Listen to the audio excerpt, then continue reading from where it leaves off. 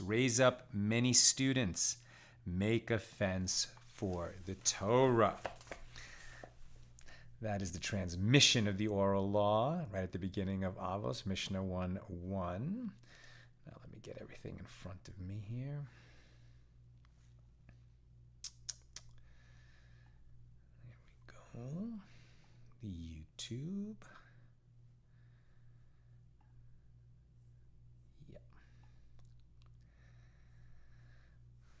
All right, got about 20 seconds to go until we begin. What does Rabbi Greenberg say about that opening? Pirkei Avos opens with a sketch of the chain of transmission from Moses to the sages of the Mishnah, and this chain constitutes the sages' statement that their teaching of Torah is authentic and unbroken, and the authoritative present incarnation of the Torah given to Moses at Mount Sinai. And this is also their reply to the claims of the other groups competing for the loyalty of the Jewish people, which portrayed themselves as the carriers of the true Torah around the time of the Mishnah. How's everybody doing? Great to be with you. I was on a podcast today, and they asked me to, use my external microphone, and I did. And I usually keep it about here, let's say. And this morning they asked me to bring it a lot closer. Now it's kind of just in my face. But does it sound better? Let me know in the comments. That's just too much in my face. I don't need it that close. All right.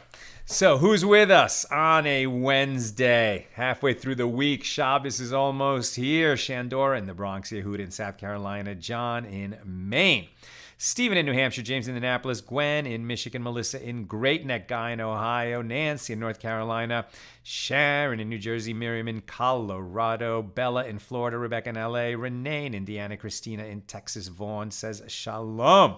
Sharon loves Yitz Greenberg. We share that quality. Over there on the YouTube side, Yitzhak in Kansas City, Aoife in Florida, Lynn in North Texas. Welcome, everybody. Great to have you with us. And Christina, thank you for reminding me. Let's light up the darkness. All right. Great. Today we're finishing chapter 2 with God's help here in Tractate Kesubos, the 15th volume of the Talmud. Today's daf is Chaf Ches, page 28. We're actually picking it up at the bottom of 27b with Mishnah number 9. And hopefully we'll be covering both Mishnah number 9 and Mishnah number 10 here in chapter 2. Excuse me. All right. So generally speaking, these are the laws of marriage contracts, but because so often, if a case comes about relating to marriage, it comes about later, sometimes many years later. And so we've had lots of laws of testimony and who is deemed credible, why they are credible, why they are not. When can we create a legal assumption, a legal presumption of something like that someone is a priest or that a woman was divorced, etc. What are the circumstances and how can such a legal presumption be uprooted? And we'll continue this kind of discussion.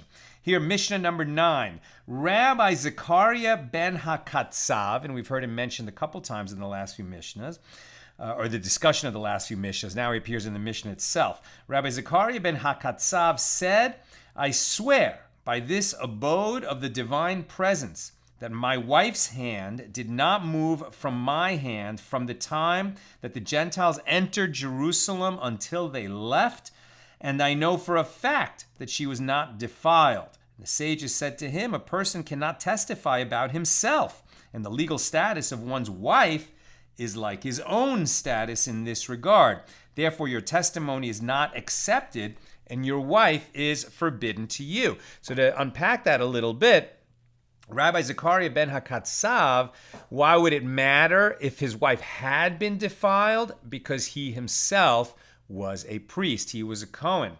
Moreover, he was a Cohen serving in the temple in the period when the Second Temple was destroyed by the Romans. So there's nothing hypothetical about this incident that's being described here in Mishnah number 9 of chapter 2.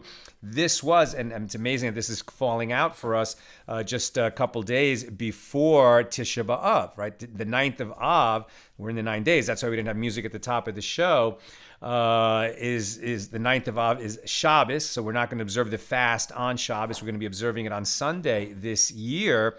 But that is the date in Jewish history on which both temples were destroyed. It was also the date of the expulsion of the Jews from Spain, the expulsion of the Jews from England in like 1290, something like that. It was the date on which World War I began, from which so many calamities stemmed. Some would say that World War II was a pretty direct outgrowth of World War I. And so, so many bad things have happened on this date in Jewish history. And originally it was a date when the spies sent by Moses to check out the land came back and gave this very negative report. We were like grasshoppers in our own eyes, and so we were grasshoppers in the eyes of the giants who occupy the Holy Land and will never be able to enter there and conquer it. And the panic that ensued led to the generation of the Exodus wandering the desert for 40 years until all of those adults died off, and it would be their children who would enter the Promised Land. At any rate, when Rabbi Zechariah is saying that Jerusalem was invaded by a foreign army, he's talking about the Roman army that came in and destroyed the Second Temple, in which he served as a priest. Now, he says, now listen, okay, you can create a legal presumption that when a city is besieged by an invading army of non-Jews, the way things were in ancient times, that therefore, many or all the women in the city would have been raped by that army. But I know about my own wife, says Rabbi Zechariah, that she was with me at every moment. I know that she was not raped. And they said, well, we can't accept your testimony because a husband and wife are like the same person.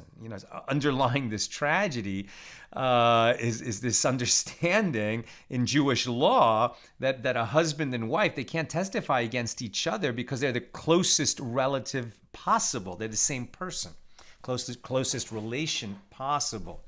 And as we'll see, this was a great love between Rabbi Zechariah and his wife. Now you might say, well, after the temple was destroyed, he couldn't serve there as a priest anyway, so even if his wife becomes prohibited to him, maybe he's just going to choose to remain married to her. But the first temple was rebuilt, so they didn't know necessarily that exile, which commenced at that time, would last nearly 2,000 years. At any rate, here's the Gemara on that Mishnah. The Tana taught in the Tosefta, and even so, despite the fact that the sages ruled his wife is forbidden to him because he was a priest, if he had been just a regular Jew, even if his wife was raped, she would remain permitted to him. She didn't commit adultery. It's tragic that she was raped if she had been raped by the army. It's because he was a priest. His wife becomes prohibited to him if she has sex with any other man, even if it was a case of rape. And so they told him that she was prohibited to him. And even so, despite the fact that the sages ruled that his wife was forbidden to him because he was a priest, he did not divorce her. What did he do? He designated a house in his courtyard for her, but did not enter into seclusion with her. And when she would go out of the courtyard, she would go out before her sons, so she would not be alone in the courtyard with her husband.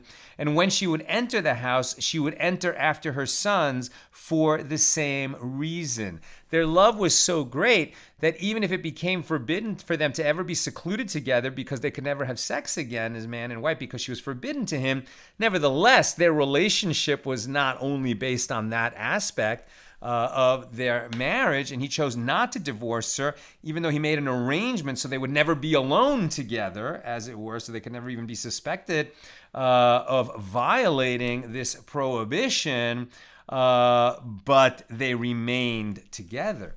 Abaye raises a dilemma. What is the law regarding whether we have to do likewise with a divorcee? Can a priest who divorces his wife designate a house for her in the courtyard and rely on the children to ensure that the couple will not enter into seclusion? Right? Again, if it wasn't a priest, it's a different question. A husband and wife under Jewish law can divorce. And then, as long as she doesn't sleep with anyone else, or let alone marry someone else, she remains permitted to him in the sense that if they get back together, they're going to get married again. But they can marry again. If a priest and his wife divorce, then she's not going to be permitted to him again, because a priest can never marry a divorcee under Jewish law.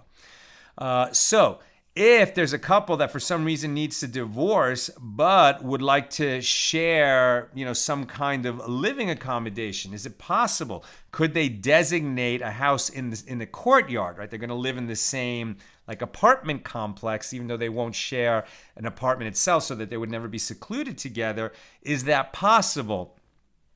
In the same manner that Rabbi Zechariah did. So ask the Gemara, is it specifically there in the case of Rabbi Zechariah ben Hakatzav? Because with regard to a captive woman and the uncertainty whether she was raped or not, that the sages ruled leniently, since the prohibition is based on suspicion and not certainty. However, here, in the case of a divorcee, where they are certainly prohibited to each other, by Torah law, no, he may not designate a residence for her in his courtyard. Or perhaps the case of a divorcee is the same as the case of a captive woman with respect to a priest. And the Gemara cites proof to resolve the dilemma. Come in here, proof, as it is taught in a Baraisa. With regard to one who divorces his wife, she may not marry and live in his immediate vicinity, i.e. his courtyard, due to the concern that because of the intimacy that they once shared, her living there will lead to transgression. They were once married, and they might, at some point become very tempted to each other, and they might transgress. And if he was a priest, she may not live with him even in one alleyway that opens into several courtyards. Now we're on 28a. Even if she did not remarry, as she is forbidden to him forever. Now, what is the ruling if it was a small village? May she live with her husband in the same village? And the Gemara relates that this case of his divorcee in a small village was an actual incident that transpired, and the sages said a small village is judged as his immediate proximity. And so if he's a priest, no, he may not live in the same small village as his ex-wife. And the Gemara asks, in cases where they may not reside in the same courtyard or alleyway, who is ousted in favor of whom? Which of them must leave?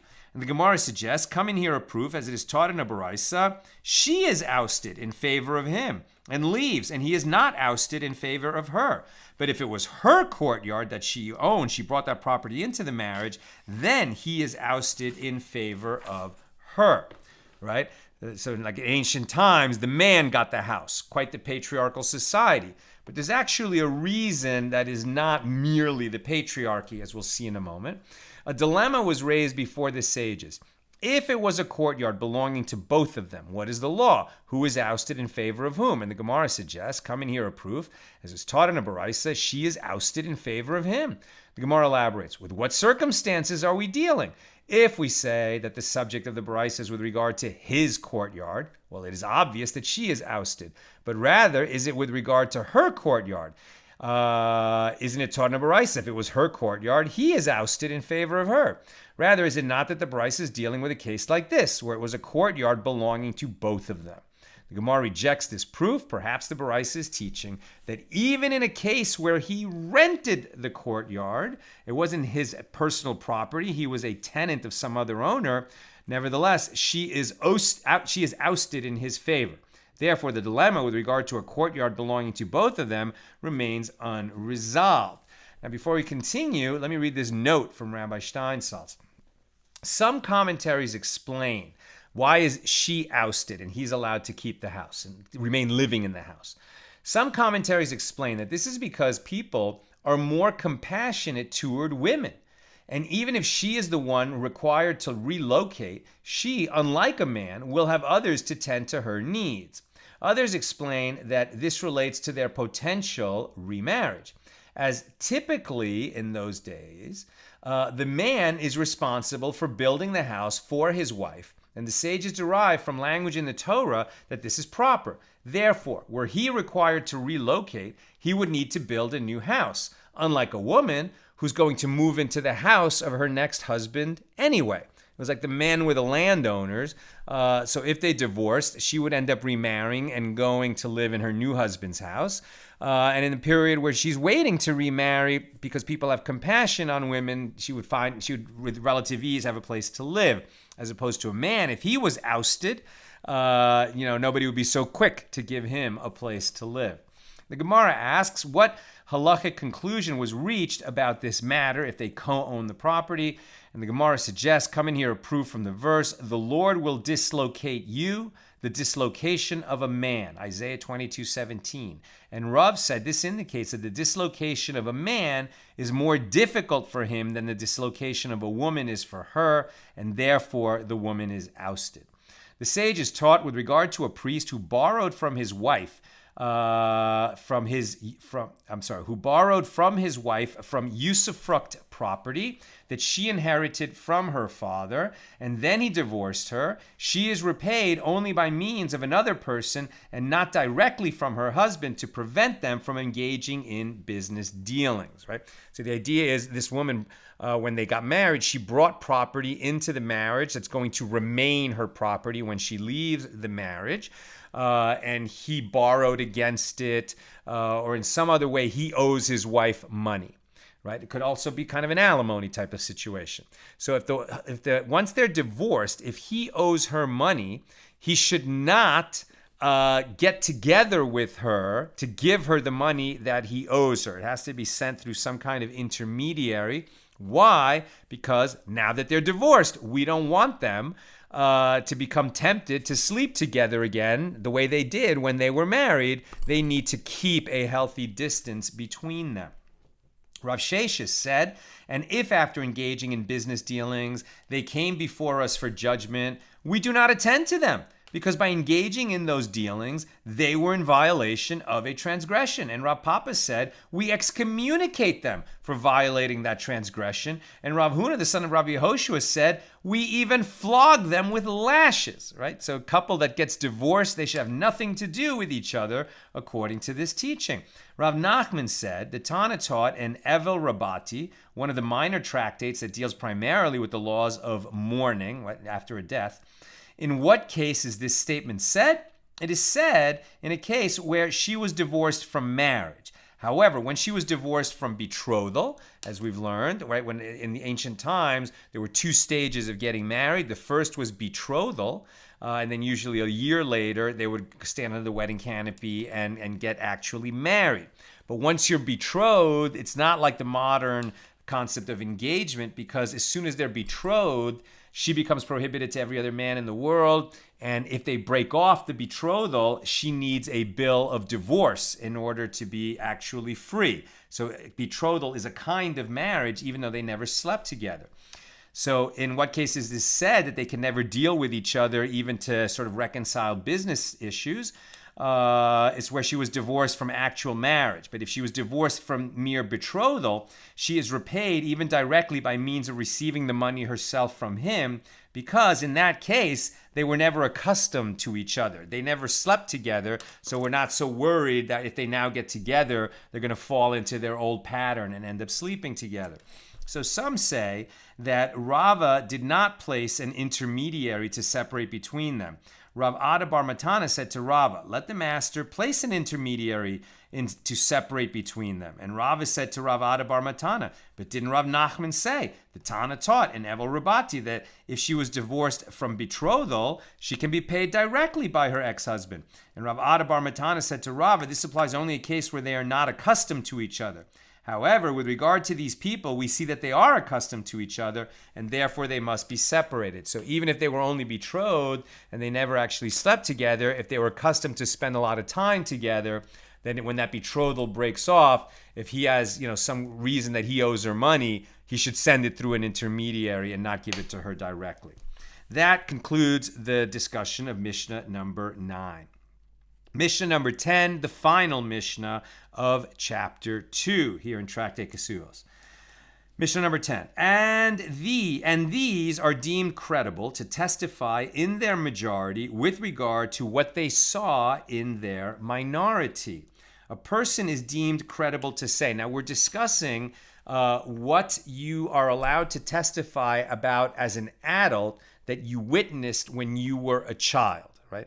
So, I mean, it might happen that you witnessed this late in your childhood, let's say for a boy when he was 12.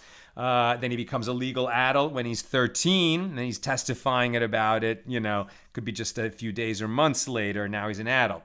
But it could also be that we're talking about somebody that witnessed something when they were 7 or 6 years old, and they're testifying about it much later, when they're 20, 30, 40, 50, who knows, as an adult. But the point is that you have a different legal status when you're a minor as when you're an adult. That's the point. You become a legal adult. A witness is supposed to be a legal adult. So what is it that you can testify about when you're an adult that you actually saw when you were still a minor and not qualified to testify as a witness? What kinds of testimony will we accept?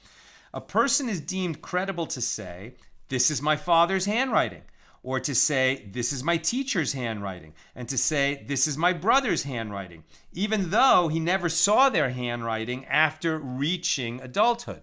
Similarly, one is deemed credible to say, "I was reminded of the wedding of so-and-so who went out with a hinuma." And we discussed this already, actually relating to the laws of marriage contracts of Kesubos, that if a girl was a virgin when she got married, her marriage contract minimum amount is 200 dinars, so that if the husband decides, he's tired of her and he's going to divorce her, he has to pay her 200 dinars, which is like a year's salary. But if she was not a virgin, if she was a widow or a divorcee, when she marries him, then the marriage contract is only for 100 dinars. Now, if the contract was lost, we don't have the contract itself, so then we might hear testimony relating to whether or not she was a virgin when she got married. And it's not that somebody did a medical examination on her. It's that the ways that virgins were married, the marriage ceremony differed from the ways that other women were married. So one of those customs was to go out with a hinuma, right? So like riding around in a kind of a cart on the way to her wedding was a ritual that was only done for a virgin girl getting married. So this person can say, "It was many years ago when I was a child, but I remember that when she got married, she went out in a hinuma." Or she went out with her hair uncovered in the manner typical of virgins. And therefore, her marriage contract is the marriage contract of a virgin, and it should be 200 dinars.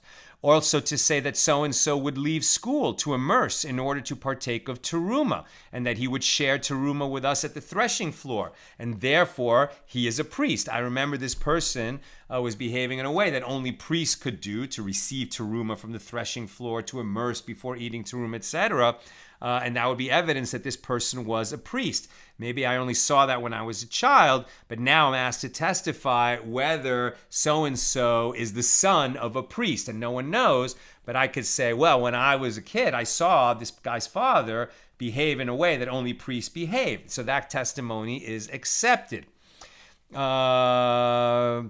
And similarly, one is deemed credible to say, "This place is a base haparas, a field that has a grave in it that was plowed over, scattering the bones and rendering the field a place of uncertain ritual impurity." That if you walk over that field, you may have contracted tuma, you might be ritually impure.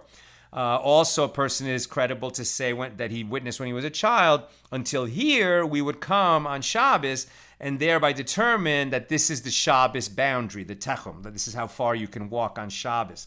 However, a person is neither deemed credible to say so-and-so had a path in this place, nor to say so-and-so had a tract of land where they would perform the ritual of standing and sitting and deliver a eulogy in that place, thereby attesting that the land belongs to that person, right? A path meaning like he had an easement, right? That he had a right to walk through this land. Why did he have that right? Because he was the owner of the land and it was rented out to someone else.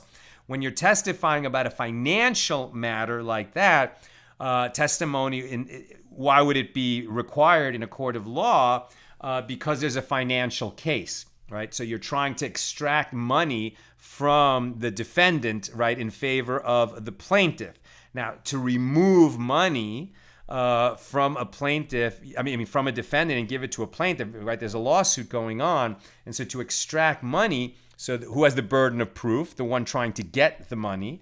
But when you're trying to remove money from a person via witness testimony, so there you need full-fledged witnesses who are not only legal adults at the time that they're testifying, but also when they witnessed whatever is the underlying matter that would lead to the lawsuit. So for that kind of thing, we don't accept the testimony of what one saw when he was a child. That's the Mishnah. Now the Gemara. Rav Huna, the son of Rav Yehoshua, said, and the Mishnah said that one is deemed credible to testify about handwriting that he saw as a minor only when there is a witness who saw the handwriting as an adult testifying with him. So two people are being brought to say this is that so-and-so's handwriting. One of them is like his kid. His son, now he's an adult, but he says, this document, my father must have written it because I recognize his handwriting. But his partner in testimony, the second witness, must have been an adult at that time. And all of these cases are necessary. You might have thought, well, a person can testify, that's my father's handwriting, or that's my teacher's handwriting, or that's my brother's handwriting. All those cases are mentioned in the Mishnah. Couldn't we have learned the principle just from one of those cases? Why do we need all three? Says the Gemara, and all these cases are necessary, as one could not have been derived from the other. As if the Tana, the rabbi of our Mishnah, had taught us the case of his father's handwriting, one might have thought that he is deemed credible due to the fact that he is often found with his father and is familiar with his father's handwriting. But with regard to his teacher's handwriting, no, he is not deemed credible. He doesn't spend as much time with his teacher as he does with his father. And if the Tana had taught us the case of his teacher's handwriting, one might have thought that he is deemed credible due to the fact that he has a sense of awe of his teacher and therefore pays attention to his teacher's handwriting. But with regard to his father's handwriting, familiarity breeds contempt, as it were. No, he's not in awe of his father, and he might not have paid such close attention to what his father's handwriting looked like, and so he should not be deemed credible. And if the Tana had taught us these two cases, one might have thought that he is deemed credible with regard to his father's handwriting due to the fact that he's often with him, and his teacher's handwriting due to the fact that he has a sense of awe of him. But with regard to his brother's handwriting, which he didn't spend so much time with his brother, nor was he in awe of his brother, say no, he is not deemed credible. Therefore, the Tana teaches us, since ratification of documents is required by rabbinic law, as by Torah law, the signatories are sufficient proof of a document's validity. Why do you need to ratify that that's somebody's actual signature? The fact that you have a legal document with two witnesses that signed it, that's enough. But the rabbis came and added this stringency that before we uproot money, from the defendant, we're going to ratify the signatures on the legal document. So that's by rabbinic law. So the sages deemed him credible to testify in cases that he witnessed as a minor in matters that are by rabbinic law, including the case of his brother, which might not have been the case if it was by Torah law. And the Mishnah states that one is deemed credible to say, I was reminded of the wedding of so-and-so, who went out with a hinuma, or with her hair uncovered. Now, what is the reason that he is deemed credible to say that when I was a child, I saw that this woman, went to her wedding in the manner of virgins, and therefore she must have been a virgin? Why do we allow this testimony? He's now an adult coming to court, but what he saw it when he was a minor. Why do we allow that? Since most women are married as virgins, her presumptive status is that of a virgin, even without his testimony. His testimony with regard to what he saw as a minor is merely revealing of a matter already presumed true and not actual testimony that establishes a fact from a baseline of zero. Right? A woman is assumed to have been married as a virgin. That's the typical case. And therefore, you're going to bring this, somewhat questionable testimony because he saw it when he was a kid. You're going to allow that. You're going to deem him credible because he's not really establishing it. He's just buttressing what was already a legal presumption. And the Mishnah states that one is deemed credible to say that so-and-so would leave school to immerse in order to partake of teruma, and therefore he is a priest. And so the Gemara asks, and perhaps he is the slave of a priest who is also eligible to partake of teruma. As we've learned, teruma is food consecrated. It's part of the tithing process, the first tithe, the initial tithe, that goes to priests. Only priests can eat it. It's consecrated for their use. And in fact, they can only eat it while they and the teruma are both in a state of ritual purity. So if, while you were a child, you saw somebody eating teruma, so it must be that they were a priest. But challenges the Gemara, well, maybe it was the slave of a priest, because not only do priests themselves eat teruma, but so do their households. So the wife of a priest, the children of a priest, and even the slaves of a priest can partake of his teruma. So if you saw this person leave school, immerse, and partake in teruma, maybe it was actually the slave of a priest, and he himself was not a priest. And so the Gemara notes, this Mishnah provides support for the opinion of Rabbi Yehoshua ben Levi.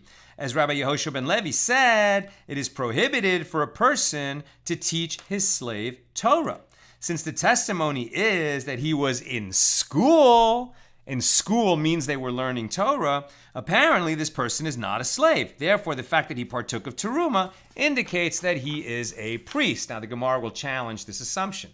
So the Gemara says, and may one not teach his slave Torah? But isn't it taught in a baraisa? A slave whose master borrowed from him, or whose master made him steward over his property, or who donned tefillin in his master's presence, or who read 3 verses from the Torah scroll in the synagogue, did not necessarily emerge to freedom from his slavery. Apparently, there are slaves who learn Torah to the extent that they are capable of reading the Torah in the synagogue. And conceivably, that Torah is learned in school. And the Gemara answers that there is no proof from the Baraisa, as there it is a case where the slave read at his own initiative, and conceivably he taught himself to read the Torah as well.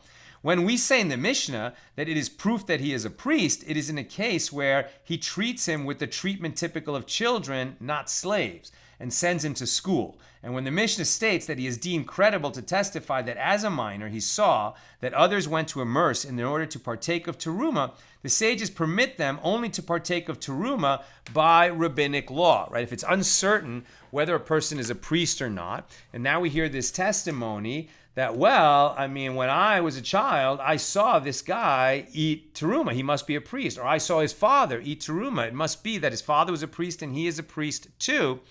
But since the testimony is only, coming from one who was a child at the time of the witnessing, the sages are going to say, well, this testimony is by rabbinic law, since by Torah law you have to be an adult when you saw it and when you testify about it. So this is only testimony credible by rabbinic law, and so we're only going to allow eating of teruma that is by rabbinic law, as opposed to teruma being eaten by Torah law. And the Mishnah states that he is deemed, by the way, I'm on 28b now. And the Mishnah states that he is deemed credible to say that they saw that so-and-so would share teruma with us at the threshing floor, and therefore he is a priest. And the Gemara asks, well, and perhaps he is the slave of a priest. The Gemara answers, we learn the Mishnah, according to the one who says, one distributes teruma to a slave only if his master is with him. Therefore, it is clear that the one sharing teruma with them was a priest, not a slave, as it is taught in a baraisa in the case of the son of a priest's wife and the son of a priest's maidservant who were intermingled at birth. Both mothers go to the threshing floor together based on the principle, one distributes teruma to a slave only if his master is with him. This is the statement of Rabbi Yehuda. Rabbi Yosei says, it is possible that each will say, if I am a priest, give me teruma for my own sake, and if I am the slave of a priest, give me teruma for the sake of my master. The dispute in the Baraisa is based on the fact that in the place of Rabbi Yehuda, they would elevate one who eats teruma to the presumptive status of priesthood for the purpose of lineage. We saw that question argued earlier in this chapter, that if you see someone eating teruma, must be he's a priest, and if he's a priest, we should presume that he has unflawed lineage, right? His mother was not a divorcee, so he's a priest qualified to serve as a priest in the temple or blessing the congregation or to marry. According to, the one marrying him assumes he is a priest of unflawed lineage. Therefore, Rabbi Yehuda permitted distributing teruma to the slave of a priest only if his master is present, due to the concern that if the slave was given teruma directly, people would assume he's actually a priest rather than the slave of a priest. Now, in the place of Rabbi Yosei, they would not elevate from teruma to lineage. Therefore, he permitted distributing teruma directly to the slave of a priest, as there is no concern that people seeing that he picked up the teruma would assume that he's a priest, because they knew that it was possible that he was the slave of a priest. It is taught in a Baraisa that Rabbi Elazar, the son of Rabbi Yosei, said, "In all my days, I never had occasion to testify in court. One time, I testified, and the court elevated a slave to priesthood on the basis of my testimony." And Gemara asks, does it enter your mind that they actually elevated the slave to priesthood? Now, just as with regard to the animals of the righteous, the Holy One, blessed be He, does not engender a pitfall on their account, as the Gemara relates with regard to the donkey of Rabbi Pinchas ben Yair, that it would not eat untied produce. We learned that at Chulin 7a. All the more so will he not engender a pitfall on account of the righteous themselves. Right? So a true tzaddik, a righteous person, God will sort of give a little extra oversight in the life of the tzaddik to prevent him from coming into a possibility, into a situation where he might commit a sin unwittingly. Rather, the Gemara amends the statement of Rabbi Elazar, the son of Rabbi, the example that's given there is the donkey of Rabbi Pinchas ben Yair, who was a total tzaddik, a total righteous person, and God performed a tiny little miracle for him that his donkey was able to recognize between tithed and untithed produce, right? So that Rabbi Pinchas's donkey, you're not allowed to feed untied produce, not to yourself or your family or even your animal. But an animal, normally does not know the difference between tithed and untithed produce. But Rabbi Pinchas's donkey did. So that he would not, so that Rabbi Pinchas himself would never come near to accidentally feeding his donkey untithed produce. Now, rather, the Gemara amends the statement of Rabbi Elazar, the son of Rabbi Yosei. They sought to elevate a slave to priesthood on the basis of my testimony, but ultimately they did not. Rabbi Elazar saw teruma distributed directly to the slave of a priest in the place of Rabbi Yosei, where one does not elevate from teruma to priesthood. And he went and testified about what he saw in the place of Rabbi Yehuda, where they do elevate a person to priesthood on the basis of eating teruma. And this is all in cases of uncertainty, right? And the Mishna states that one is deemed credible to testify in his adulthood. Now it's going on to a new subject, right? But so, he could have by mistake, because in the place where he lives, if a person, you could testify that a person ate teruma, and there would be no assumption made that therefore he's a priest. But in this other jurisdiction, they do make that assumption, and he didn't maybe realize that when he was asked to testify. But luckily for him, God watched out for him, and other circumstances transpired so that the person about whom he was testifying was not erroneously elevated to priesthood, since probably he himself did not know. And the Mishna states that one is deemed credible to testify in his adulthood that as a minor he saw that such and such place is a base haparas, a place where there was known to be a grave, but the field was plowed over, and so now they can no longer be sure that the place where they knew the grave to be is the only place in that field where there are remnants of a dead body. Because it was plowed over, bits of bone could have been scattered over the whole field, and anyone who walks through that field has a possibility that he became tameh, ritually impure, through walking over a corpse. So the Gemara asks, what is the reason that he is deemed credible to testify that he witnessed as a minor? And the Gemara answers, the ritual impurity of this kind of field, a base haparas, is by rabbinic law. As Rabbi Yehuda said that Shmuel said, a person who passes through a base haparas may blow on the dust before taking each step, so that if there is a bone beneath the dust, he will expose it, avoid it, and so he can proceed. One may not rely on that method of examination with regard to impurity by Torah law. And Rav Yehuda bar Ami, in the name of Rav Yehuda, said, a base haparas that has been trodden underfoot, creating a path, is pure. What is the reason? It is that it is impossible for bone the size of a grain of barley, whose possible presence led to the decree of impurity, not to have been trodden underfoot and rendered smaller. And this presumption is possible only in cases of impurity by rabbinic law, right? When there's a decree of a rabbinic law, a rabbinic decree, in cases of uncertainty, we're lenient. Whereas where a law is by written, Torah law, in cases of uncertainty, we're stringent. And the Mishna states that one is neither deemed credible to say that so-and-so had a path in this place, nor to say that so-and-so had a tract of land where they would perform the ritual of standing and sitting and deliver a eulogy in that place, meaning they had ownership over that land. And the Gemara asks, what is the reason that this person is not deemed credible to say that he witnessed that this person, was acting like the owner of the land, but he saw it, the witness saw it when he was a kid, and now he's testifying as an adult? Why don't we accept this testimony? It is due to the fact that we do not remove money from the possession of its presumptive owner on the basis of testimony about a matter that he witnessed as a minor, right? It has to be fully qualified testimony, testifying as an adult about something he saw when he was an adult. The sages taught a child is deemed credible to say, when he reaches majority, that this is what my father told me when I was a minor. This family is pure, that family is impure. The Gemara asks, does it enter your mind that his father said pure and impure? What do those concepts mean with regard to a family? Rather, his father said to him, this family is of unflawed lineage, and this family is of flawed lineage. So one can testify that he remembers his father saying about certain families, they have flawed lineage, they have unflawed lineage. And he is deemed credible to say something else. Now, why would he do it? Seems like that's pretty high stakes to say that a whole family has flawed lineage. Why would we accept that? And again, it's one of those issues where this kid testifying about what his father said, that is not going to be the sole source of information about whether a family's lineage is flawed or unflawed. He's just buttressing, a reality that could be established through other means.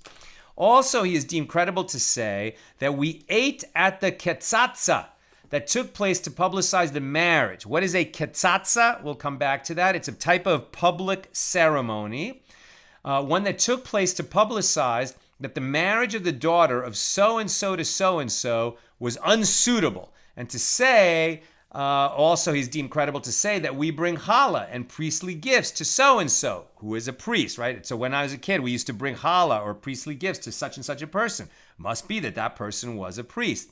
In that case, he is deemed credible only to testify that he brought the challah by himself, but not by means of another, as one is certain of matters that he performed himself, even as a minor. However, he is not deemed credible to testify about actions performed by others when he was a minor. And with regard to all of these testimonies, if he was a Gentile and he converted, or a slave and he was liberated, they are not deemed credible to testify about their conversion and liberation, after their conversion or liberation, about matters that transpired beforehand when they were disqualified as witnesses, right? One who converts to Judaism, it's like he's born anew, right? And so whatever happened in his life before he became a Jew, his parents are considered not his parents. That's why one who converts to Judaism, his Hebrew name is the son of Abraham and Sarah. And likewise, if he was a slave and then he was liberated, once he's liberated, he's a full-fledged Jew. But while he was a slave, he was disqualified from giving testimony, and so he cannot testify about those matters later when he's qualified to give testimony about a time when he was disqualified, and they're distinguishing when you were a minor versus when you were a slave or when you were a non-Jew.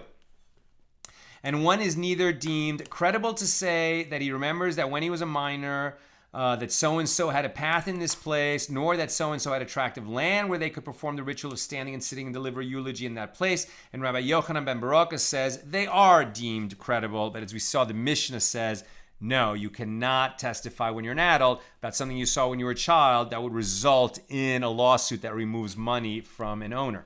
So the Gemara asks, with regard to which clause in the Baraisa is Rabbi Yochanan ben Baruch disputing? If we say he's disputing the last clause of the Baraisa, which concerns testimony about a path or a place of mourning, it is a case of removing money from the possession of the presumptive owner. So how could his testimony be deemed credible? How could Rabbi Yochanan ben Baruch say that? Rather, Rabbi Yochanan ben Baruch is certainly disagreeing with the first clause of the Baraisa. And with regard to all of these testimonies, if he was a Gentile and he converted, or a slave and he was liberated, they are not deemed credible. And it is with regard to that law that Rabbi Yochanan ben Baraka says they are deemed credible. And the Gemara asks, with regard to what principle do they disagree? And the Gemara explains that the first Tana maintains, since he was a Gentile, he was not careful in scrutinizing the matter, as he was not subject himself to Jewish law at that time. Jewish law was irrelevant to him. Therefore, even after he converted, he is not deemed credible. And Rabbi Yochanan ben Baraka maintains, since it was his intention to convert, he took an interest in Judaism and Jewish law, and he was exacting and scrutinizing the matter, and therefore he is deemed credible. Now, the Gemara asks about a term employed in this baraisa. What is the meaning of Ketsatsa that we mentioned before, this public ritual? It is as the sages taught. And now I'm almost done with this Gemara and with this chapter. So if you've got questions, get them in.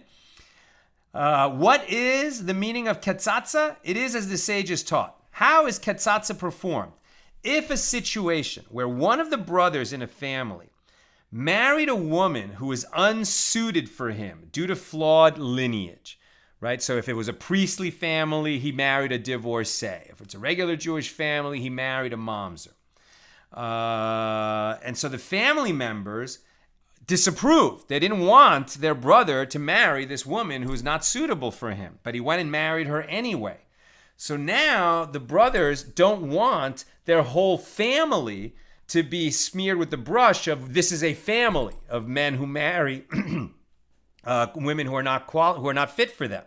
So they want to basically divorce themselves from their brother in the public eye. So what do? They perform this public ceremony to say, our brother married a woman unfit for him.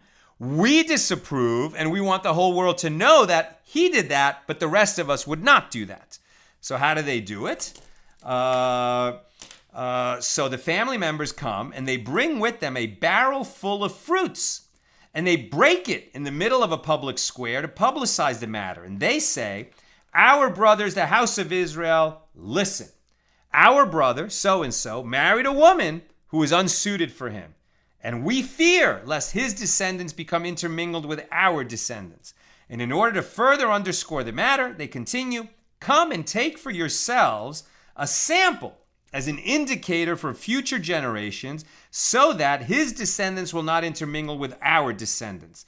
And the gathering of the large crowd to take the fruit generates publicity. And this is the Ketsatsa that a child who witnessed it is deemed credible to testify about it as an adult. In other words, it was a public event. And you'll say, remember that I was at a Ketsatsa where they said that so-and-so married a woman unsuited to him. And it was that, that sort of street event of just, breaking a barrel of fruit and handing out fruit to everybody that creates a memory in the mind of the town, so that many years later people will say, yeah, that's right, there was a Ketsatsa, and it was just the one member of that family who married a woman unsuited to him, and all his descendants have flawed lineage, but the rest of the family held a Ketsatsa to distance themselves from that behavior. All right. That's what I've got. That is the end of chapter 2. With God's help, we'll commence chapter 3 tomorrow at the regular time, 6 p.m. Pacific. Let's see if there's any questions today. Okay. Questions on on page 28. Sharon, if the divorced couple cannot be in contact with one another, what happens to the common children? Well, I think the whole idea is they can't be secluded with each other, right? So they could even do a handoff of, like if they're sharing custody, right? So they can do the handoff because they're never alone together. And that's the whole point. Back then they didn't have telephones where they could have a phone conversation to discuss custodial arrangements. Back then it was, the whole idea is just to make sure that they don't end up secluded together. But in a situation where maybe, the children couldn't be there to provide the chaperonage, as it were, so they would have to arrange for another person to be there, an intermediary, so that they would never be secluded together. Sharon, my dad's family in Poland were all klezmorim. I don't know what that word means. Does that mean they were klezmer players? Even in his 90s, he remembered specifics of weddings he was at as a child, and also when they accompanied the big rebbes like the Belzer when they came to town.